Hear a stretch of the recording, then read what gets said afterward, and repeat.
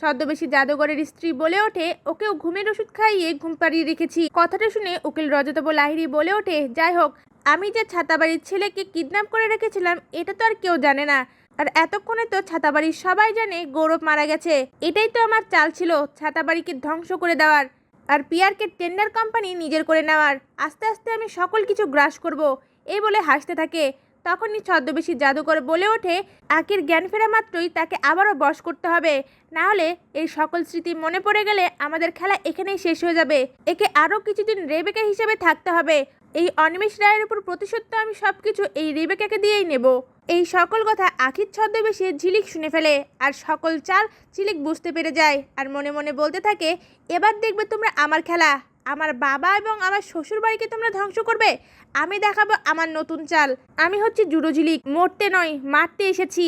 আমি ওর রেবেকা সেজেই তোমাদের সকল চাল ভেস্তে দেব।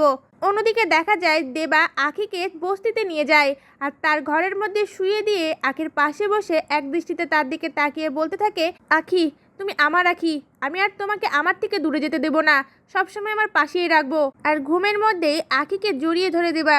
অন্যদিকে জাদুঘর আখির রুমে দাঁড়িয়েই বলতে থাকে, ওই গয়নাগুলো কোথায়? তখনই জাদুঘরের স্ত্রী বলে ওঠে, আমার রুমে আমি লকারে রেখে দিয়েছি। তখনই ঝিলিক জানতে পেরে যায় গয়নাগুলো কোথায় রাখা আছে। এরপর জাদুঘর আখির রুম থেকে বেরিয়ে গেলে আখির ছদ্মবেশে ঝিলিক বিছানা থেকে উঠে বসে আর দাঁড়িয়ে একা একাই বলতে থাকে, এই ছদ্মবেশে জাদুঘর আর উকিল রজতব লাহিড়ী আমার হাত থেকে ছাড়া পাবে না, এদেরকে শাস্তি আমি নিজের হাতেই দেব। এরপর দেখা যায় রাতের অন্ধকারে ঝিলিক লুকিয়ে লুকিয়ে গৌরবের রুমের মধ্যে ঢুকে আর গৌরবের ঘুম ভাঙানোর চেষ্টা করে। এদিকে গৌরবের ঘুম না ভাঙলে ঝিলিক গৌরবকে জড়িয়ে ধরে কান্না করে একা একাই বলতে থাকে, পেয়ারেলাল, আমি তো ভেবেছিলাম তুমি আমাকে ছেড়ে চলে গেছো। আর ঝিলিকের চোখের পানি গৌরবের বুকে লাগাতে সাথে সাথেই গৌরবের ঘুমটা ভেঙে যায় আর গৌরব ভাবে আখি হয়তোবা তাকে জড়িয়ে ধরে আছে। আর সাথে সাথে ঝিলিককে সরিয়ে দিয়ে বলে ওঠে, আখি তুমি আমাকে কেন জড়িয়ে ধরেছো? ঝিলিক তখন কান্না দৃষ্টিতে গৌরবের দিকে তাকিয়ে বলে ওঠে, পেয়ারেলাল, আমি ঝিলিক। আর গৌরবও তখন বুঝতে পারে এটাই তার ঝিলিক।